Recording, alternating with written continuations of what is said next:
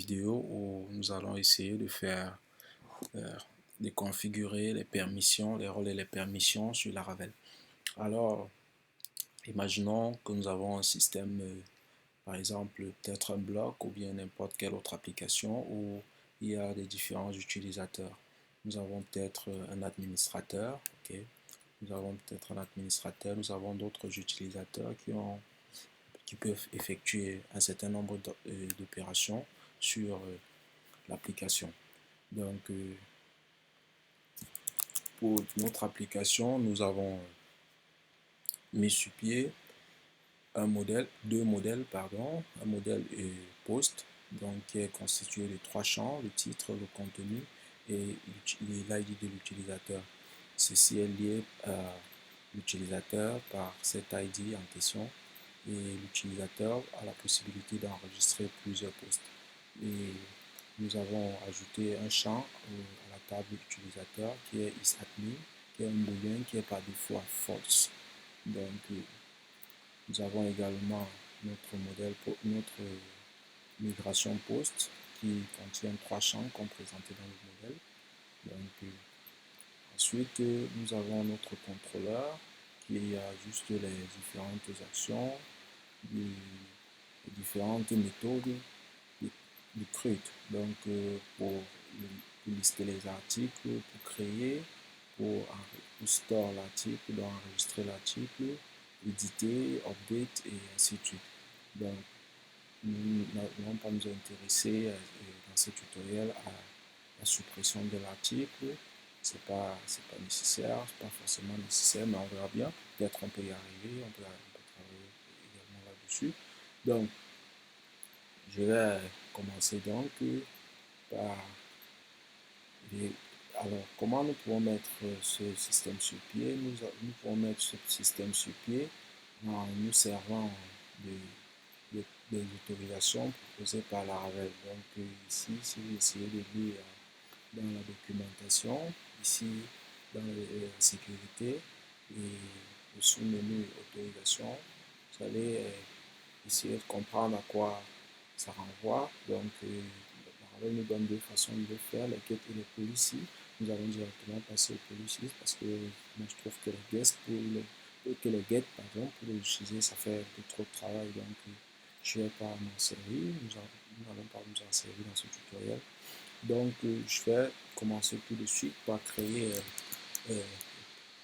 policy qui est politique, en quelque sorte, qui sera lié à notre modèle. Donc, je vais faire un PHP artisan make policy. Je vais dire que ça s'appelle post policy et c'est lié au modèle post. Donc, ok. Une fois que j'ai fait ceci, en principe, au niveau de Hot Service Provider, je devrais enregistrer, venir ici, définir que j'aimerais que le modèle post, n'est-ce pas, soit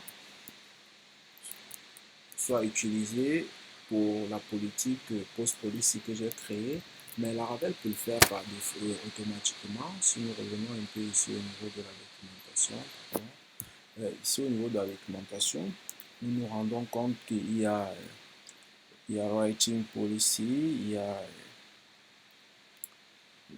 a generating policy, il y a registering policy, d'accord. On nous montre comment nous pouvons enregistrer cela, mais ici il y a également la possibilité de faire la découverte automatique.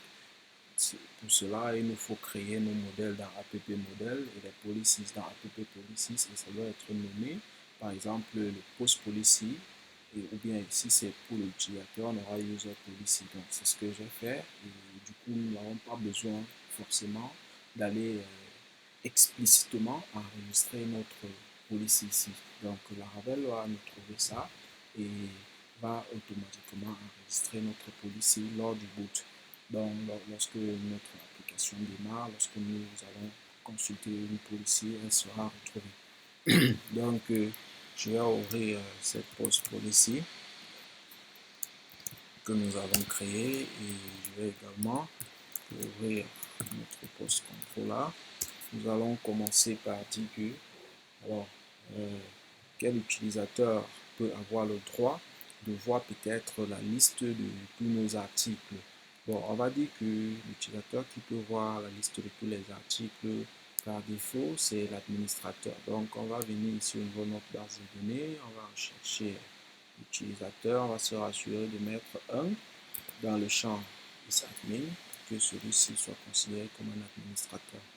C'est vrai que c'est juste quelque chose d'assez basique. On verra comment le faire, comment attribuer les rôles proprement dit à la suite de ces tutoriels. Donc, je vais dire que ici, dans la post policy, tu peux voir tous les articles. On va dire que si on va retourner simplement de la user is admin, ok.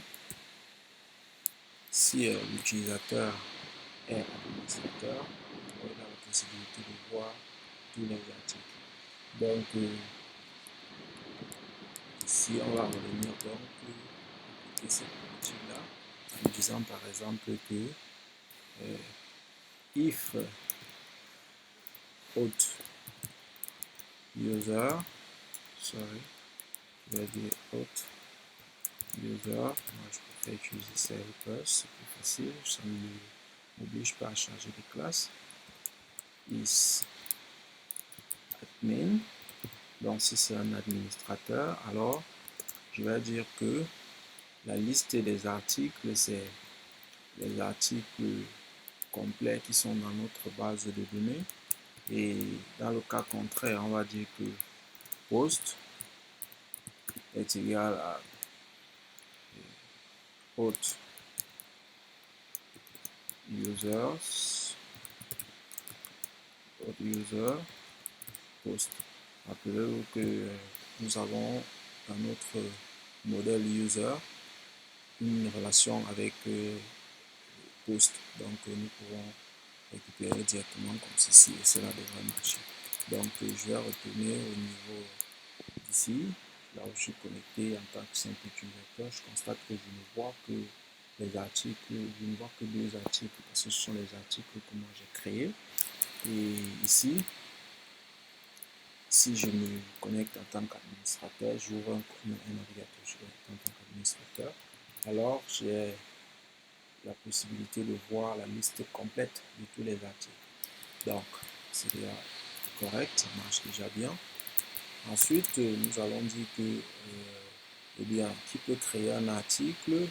Bon, on va dire que celui qui peut créer un article, c'est en fait tout utilisateur du système, quoi. Donc, on va juste retourner ici, on va retourner trop. Alors, si tu es déjà utilisateur du système, si tu es identifié, tu vas créer un article. Maintenant, pour pouvoir créer cet article-là, il faut donc qu'on dise au moment où tu vas enregistrer ton article, on se rassure juste que tu es autorisé en fait à créer, ok, le modèle qu'on va définir dans post, la classe post. Donc si tu tentes d'ajouter un article, en principe, si je mets peut-être ici à false, ok, juste pour le test, je mets à false, bon là je suis administrateur, bon, je vais aller avec un compte d'un simple utilisateur. Ici, si je mets article 4.10 et je vais essayer de mettre un peu de lorem ipsum ici en faisant VS Code.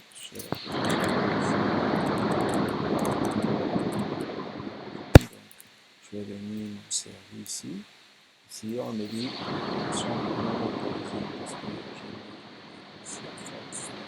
si je ramène ça à trop, on va voir en actualisant, je le soumets et bien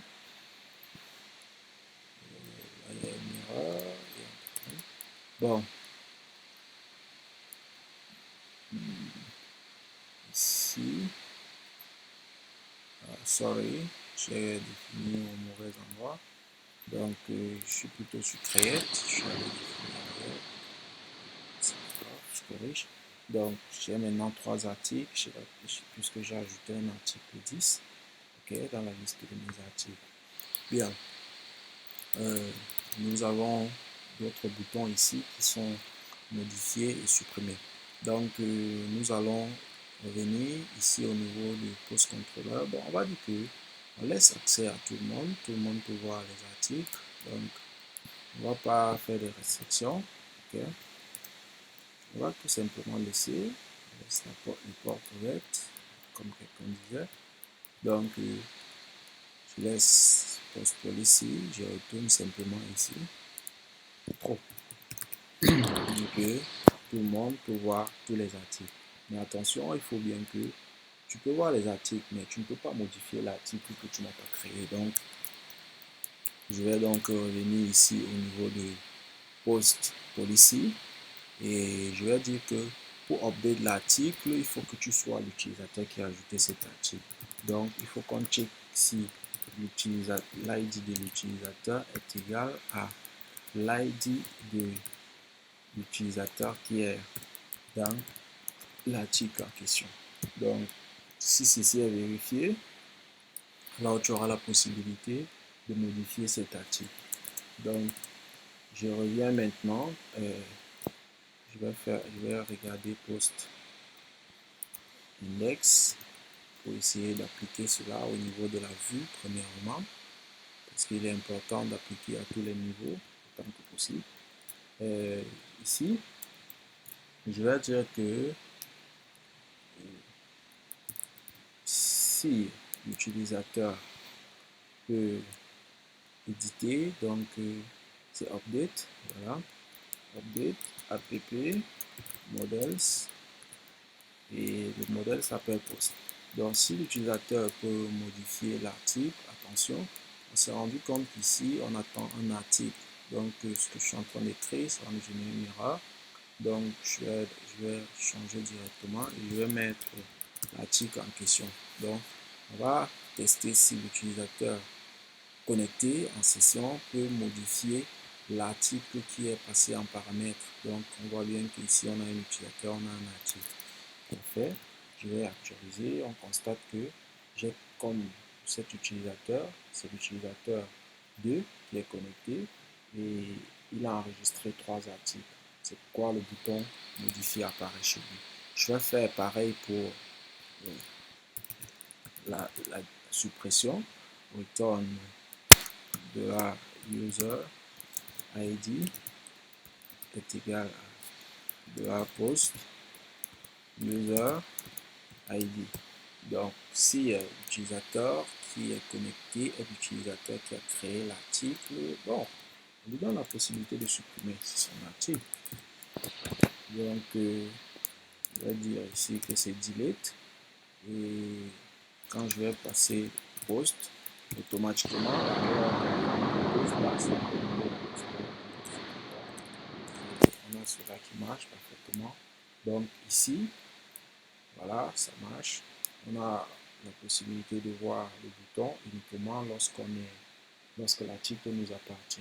Mais attention, il faut qu'on essaie de voir ce que quelque chose à ne pas négliger. Là, on a géré au niveau de la vue, mais c'est un peu trop basique comme politique de sécurité, puisque on sait que les données vont être traitées du côté du serveur. Donc, quelqu'un peut contourner la sécurité qui est au niveau de la vue. Par exemple, je modifie l'article numéro 5, je clique sur modifier et je viens ici, je change, je mets 1.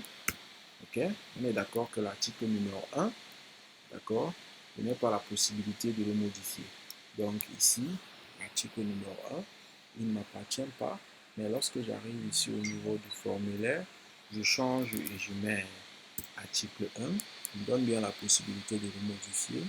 Si je soumets donc, ça va modifier cet article. Donc je vais essayer d'appeler ça article 11 et je vais modifier et bien ça a modifié. Pourtant, c'est un article qui ne m'appartient pas. Je vais toujours retourner au niveau de cet article numéro 1. Je vais mettre toujours l'ID 1. Et on va donc faire la restriction au niveau de notre contrôleur. Dit que ici, par exemple, lorsque tu veux update un article, ok, on dit que est-ce que tu es autorisé à modifier cet article en question. D'accord? Donc, je passe l'article et je vais ramener ceci, c'est la récupération de l'article un peu plus haut. Et je vais vérifier que ici, au niveau de l'update, oui, j'ai bien défini ça. Maintenant, lorsque je vais soumettre les données, on me dit que non, 403, action non autorisée, puisque ce n'est pas mon article. Mais j'aurais aimé que même lorsque tu veux voir l'article dans le formulaire, on te permette même pas de faire cela. C'est très simple. Je fais pareil ici, et sur le niveau de l'édition,